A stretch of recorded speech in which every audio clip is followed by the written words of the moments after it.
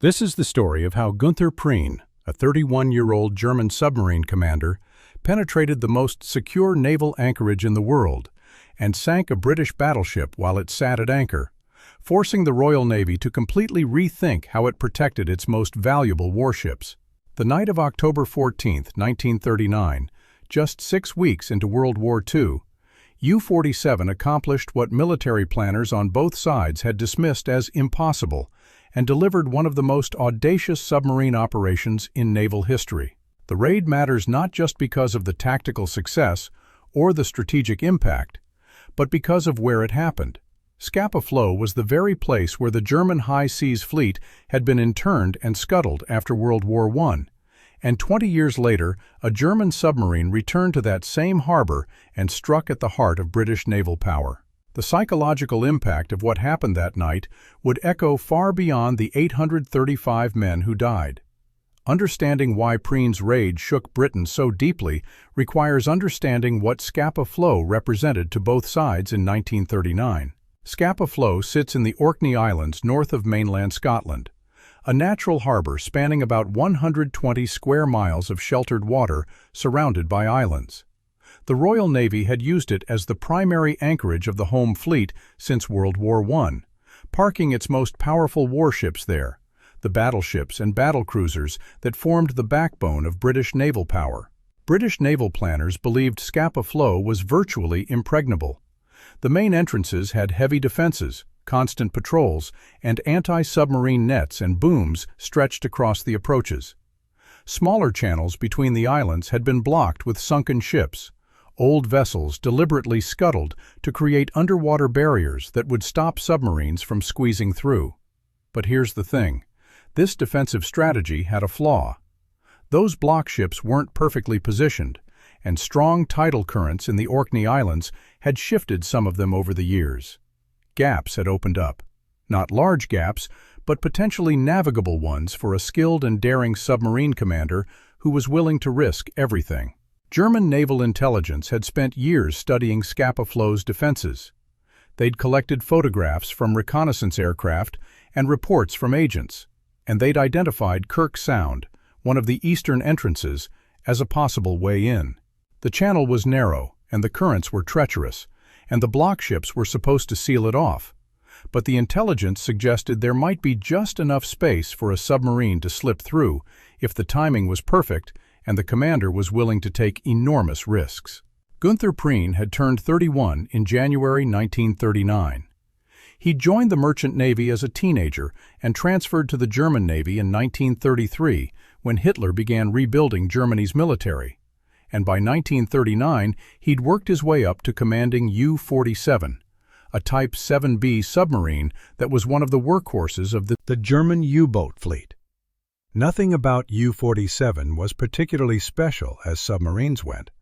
She displaced about 750 tons on the surface, carried 14 torpedoes, and had a crew of around 44 men. What would make this submarine legendary wasn't her technical specifications. It was the audacity of what Prien was about to attempt with her. October 1939 brought Prien to a meeting with Admiral Karl Dönitz, the commander of Germany's submarine force. Dönitz spread out aerial photographs of Scapa Flow and explained what German intelligence believed was possible, that there might be a way through Kirk Sound, and that the currents and tides had been analyzed. The window of opportunity would be narrow, maybe just a few hours when conditions aligned. Dönitz made clear this was voluntary. Getting stuck while navigating the shallow, narrow channel meant U-47 would be trapped and destroyed. British defenders spotting them would mean getting caught in a confined space with no room to maneuver. Even succeeding in the attack wouldn't guarantee survival, because getting back out through Kirk Sound would be just as dangerous as getting in. Prien accepted the mission. U-47 departed from Kiel, Germany on October 8, 1939. Prien and a few senior officers knew the real target, but the rest of the crew thought they were heading for a standard patrol in the Atlantic. The submarine sailed north around Scotland toward the Orkney Islands, while Prien studied every detail of the approach. They needed to arrive at Kirk Sound at slack water, that brief period when the tide changes direction and the current weakens. Darkness would provide concealment, but they needed enough moonlight to navigate safely, and they'd have to surface to make the passage because a submerged submarine couldn't navigate the shallow, obstacle-filled channel with any precision. October 13th came, and Prien informed his crew of their actual mission. The reaction mixed excitement with nervousness and probably more than a little fear, because what they were about to attempt had never been done before. U-47 spent the daylight hours of October 13th submerged on the bottom, waiting for nightfall. Darkness fell and Prien surfaced, beginning the approach to Kirk Sound. At 0027 on October 14, 1939, U-47 entered Kirk Sound on the surface. What happened next ranks among the most nerve-wracking navigational feats in submarine history.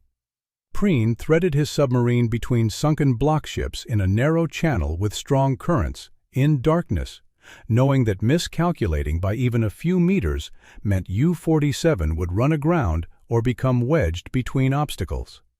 And that's when nature intervened in a way Prien hadn't anticipated. The northern lights appeared and illuminated Scapa Flow with their eerie glow. For most submarine commanders, this would have spelled disaster. The aurora borealis lit up the scene and reduced the concealment that darkness provided. But Prien made a split-second decision to continue. He'd come too far to turn back, and the northern lights actually helped him navigate more precisely through the obstacles. U-47 scraped past the block ships with inches to spare. The submarine's hull actually touched bottom at one point, and you can imagine what that moment felt like for the crew, knowing they were in the most heavily defended British naval base in the world, barely underwater, with the metal of their hull grinding against rock. But they made it through. At approximately 00:27, U-47 entered Scapa Flow, and Prien's war diary captured the moment with 3 words and 3 exclamation marks. "Wir sind in Scapa Flow," which means "we are in Scapa Flow." The attack. Prien faced an unexpected problem once inside. His intelligence had indicated that Scapa Flow would be packed with British warships, battleships, and cruisers, the cream of the home fleet. U-47 surfaced inside the anchorage, and Prien scanned the harbor with his binoculars, seeing far fewer ships than expected. Most of the home fleet was at sea on exercises, unknown to German intelligence. Of the capital ships, only HMS Royal Oak remained at anchor, along with the old seaplane carrier HMS Pegasus. Royal Oak was a Revenge-class battleship that displaced 29,150 tons, mounted 8 15-inch guns, and had been launched in 1914. She'd fought at the Battle of Jutland in World War I, and by 1939 was considered too slow for frontline service. But she was still a powerful warship with a crew of over 1,200 men. She was also completely unprepared for what was about to happen. Prien maneuvered U-47 into position and prepared to fire his first salvo. The clock read 00:58 when he fired his bow torpedoes. One torpedo struck Royal Oak in the bow. But here's where the story takes an almost unbelievable turn. The explosion was relatively small, much smaller than it should have been, because the torpedo had struck at an oblique angle and its full explosive force didn't transfer to the ship's hull. Inside Royal Oak, the crew felt a thud. Some thought an anchor chain had come loose, and others speculated there'd been an internal explosion. Maybe something in the paint locker had detonated. Nobody considered the possibility they were under attack from a submarine inside Scapa Flow, because that was supposed to be impossible. The crew, those who'd been awakened by the noise, went back to their bunks. Prien was frustrated. Complete surprise achieved, a perfect attack fired, and the battleship was still floating. He decided to reload and fire again. For the next 15 minutes or so, U-47's torpedo crew worked frantically to reload the bow tubes. This was delicate, dangerous work under any circumstances. But doing it while sitting on the surface inside the most important British naval base in the world added psychological pressure that's hard to imagine. At 01:16, Prien fired his second salvo. This time the torpedoes struck HMS Royal Oak amidships, and the warheads detonated against the magazine. the compartment where the ship's ammunition was stored. The explosion was catastrophic. HMS Royal Oak's hull was ripped open. Seawater flooded into the massive hole torn in her side, and the magazine explosion had broken the ship's back, causing her to immediately begin capsizing. 13 minutes. Royal Oak took just 13 minutes from the second salvo hitting to rolling completely over and sinking. 13 minutes for a 29,000-ton battleship to die. Those 13 minutes aboard HMS Royal Oak were absolute chaos for the men inside. Most of the crew was asleep when the second salvo struck at 01:16 in the morning. The explosion threw men from their bunks, and the lights went out immediately, and the ship began listing, tilting sideways within seconds. Hundreds of men tried to find their way to the deck in darkness, with water flooding in and the ship rolling over. Many couldn't make it. The companionways, the stairs and ladders that connect different decks on a warship, became death traps as the ship turned upside down. Those who made it to the deck faced another nightmare. The water temperature in Scapa Flow in October was cold enough to cause hypothermia within minutes. Men jumped or were washed into the water as Royal Oak capsized, and some tried to swim to shore, while others clung to debris. Other ships in the harbor realized something was wrong and began rescue operations, but in the darkness and confusion, it took time to organize effective help. When the sun rose and rescuers could properly account for survivors, the toll was devastating. 835 men had died, including Royal Oak's captain, Rear Admiral HEC Blagrove, and hundreds of young sailors, many of them teenagers on their first deployment. The sinking remains one of the Royal Navy's worst losses of life in a single incident during World War II. The escape. While Royal Oak was dying, Günther Prien still had to get U-47 back out of Scapa Flow. The explosions had finally alerted British defenses that something was wrong. Exactly what had happened wasn't immediately clear, because submarines inside Scapa Flow still seemed impossible. But the anchorage was waking up. Prien didn't wait around to admire his work. He ordered U-47 to head back toward Kirk Sound at maximum surface speed. The return journey through Kirk Sound was, if anything, more dangerous than the entry. The element of surprise was gone, and British searchlights were beginning to sweep the water. Defensive batteries were manned, and Prien had to navigate the same narrow, treacherous channel, this time with everyone on high alert. U-47 made it through. Exactly how, whether through luck or skill, or simply because the British defenders couldn't believe a submarine had actually penetrated their defenses, remains somewhat unclear. By the time the sun rose on October 14th, U-47 was heading back into open water, leaving chaos behind. U-47 arrived back in Germany on October 17, 1939, and what happened next was a propaganda bonanza for Nazi Germany. Günther Prien became an instant national hero. The raid on Scapa Flow was exactly the kind of bold, daring military success that Hitler's propaganda machine could exploit, proof that Germany's rebuilt military could strike at the heart of British power, delivered by a young, photogenic officer who'd accomplished something that seemed impossible. Prien was awarded the Knight's Cross of the Iron Cross, one of Nazi Germany's highest military decorations, and received personally by Adolf Hitler in Berlin. His photograph appeared in newspapers across Germany, and he was called Der Stier von Scapa Flow, the Bull of Scapa Flow. For the German public, hungry for good news in the early weeks of the war, Prien's raid was a morale boost. For the German Navy, it demonstrated that submarines could achieve strategic results through audacious operations. But for Günther Prien personally, the fame was a double-edged sword. He'd become too valuable for propaganda purposes to risk on routine patrols, yet he was still a submarine commander at war. The psychological pressure of living up to his reputation must have been enormous. For Britain, the sinking of HMS Royal Oak was both a tragedy and a strategic wake-up call. The immediate response was shock and anger. How had German intelligence known about the gaps in Kirk Sound's defenses? How had a submarine penetrated what was supposed to be an impregnable anchorage? And what did this mean for the security of the home fleet? Within days of the attack, the Admiralty made several critical decisions. First, the home fleet was temporarily relocated to Loch Ewe on the west coast of Scotland, while Scapa Flow's defenses were reassessed and strengthened. Second, Winston Churchill, who was First Lord of the Admiralty in 1939, ordered the construction of permanent barriers to seal the eastern approaches to Scapa Flow. These would become known as the Churchill Barriers. The Churchill Barriers were an enormous engineering project. 4 causeways were constructed across the channels where Prien had navigated, using 250,000 tons of rock and thousands of concrete blocks. Italian prisoners of war did most of the work, and the project wasn't completed until 1944. Those barriers still exist today. They're now part of the road system connecting some of the Orkney Islands, and if you drive from the Orkney mainland to the island of South Ronaldsay, you're driving across barriers that were built because of what happened on October 14, 1939.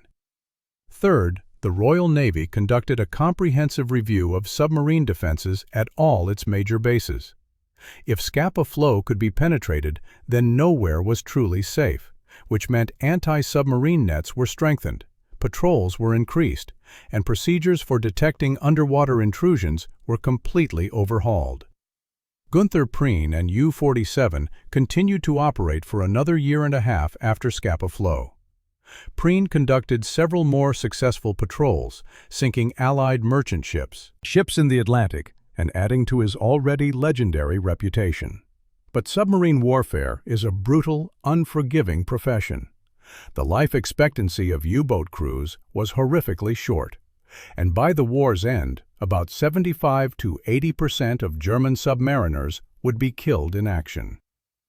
March 7, 1941, exactly 17 months after his raid on Scapa Flow, Günther Prien and U-47 were lost. The exact circumstances remain somewhat uncertain even today, though the most likely explanation is that U-47 was sunk by depth charges from the British destroyer HMS Wolverine while attacking convoy OB-293 south of Iceland. All hands were lost, Prien and his entire crew of 44 men. The German Navy kept the loss secret for several weeks, not wanting to admit that their propaganda hero was dead. When the news was finally announced, Prien was given a hero's funeral in absentia, and the Nazi propaganda machine worked to ensure his legend lived on. Today, if you visit the Naval Memorial at Kiel, you'll find Günther Prien's name listed among the thousands of German submariners who never came home. So what did Prien's raid actually accomplish, beyond the immediate tactical success of sinking one battleship? From a purely material standpoint, the loss of HMS Royal Oak was significant but not decisive. Britain had other battleships, and the Royal Navy remained the most powerful surface fleet in the world, which meant one aging battleship, however tragic its loss, didn't fundamentally change the naval balance of power. But the psychological and strategic impact reached much farther than the simple math of tonnage sunk. First, the raid demonstrated that submarines could threaten warships even in their supposedly secure home bases.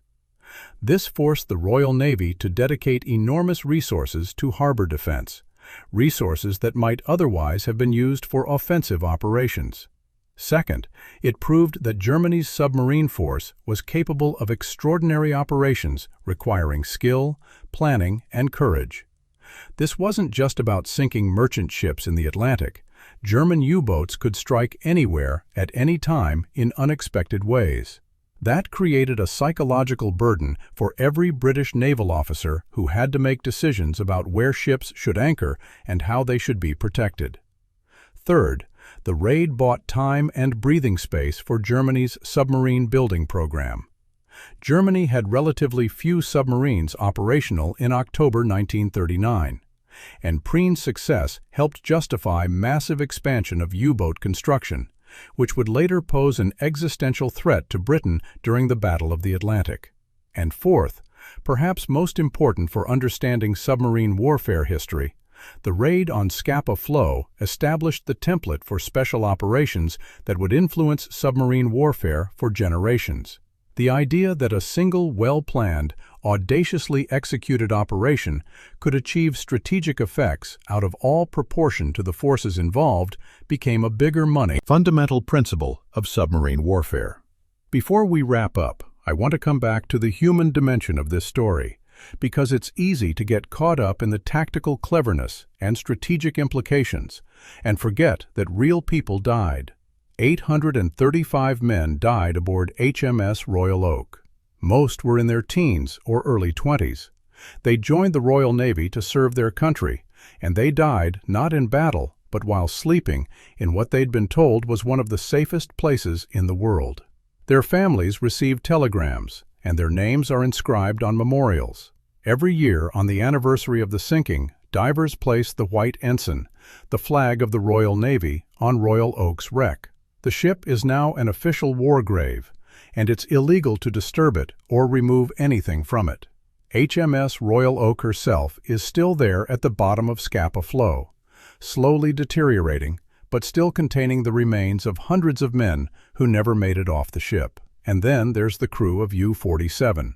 Prien and his men accomplished something remarkable, but 17 months later they all died too, likely just as suddenly, just as violently, in the cold waters of the North Atlantic. War creates heroes, but it also creates widows and grieving parents on both sides. The raid on Scapa Flow on October 14, 1939, was a watershed moment in submarine warfare. It proved that audacity, careful planning, and skilled execution could overcome seemingly impossible odds, demonstrated that no anchorage was truly safe from submarine attack, and forced navies around the world to completely rethink how they protected their most valuable assets. Günther Prien's penetration of Britain's most secure naval base didn't win the war for Germany. HMS Royal Oak's loss, while tragic, didn't cripple the Royal Navy. But what happened that night changed naval warfare forever, and establishing principles and precedents that would influence submarine operations throughout World War II and beyond. The Churchill barriers still stand in the Orkney Islands, permanent concrete monuments to one submarine commander's 14-hour raid. HMS Royal Oak still rests at the bottom of Scapa Flow, a war grave and a reminder of the price paid by the men on both sides. And somewhere in the naval histories, in the archives, in the memories passed down through families on both sides of that conflict, the story of U-47 and HMS Royal Oak remains, a story of courage, tragedy, audacity, and the brutal realities of war at sea. That's the story of how one German submarine commander changed naval warfare forever. Thanks for watching.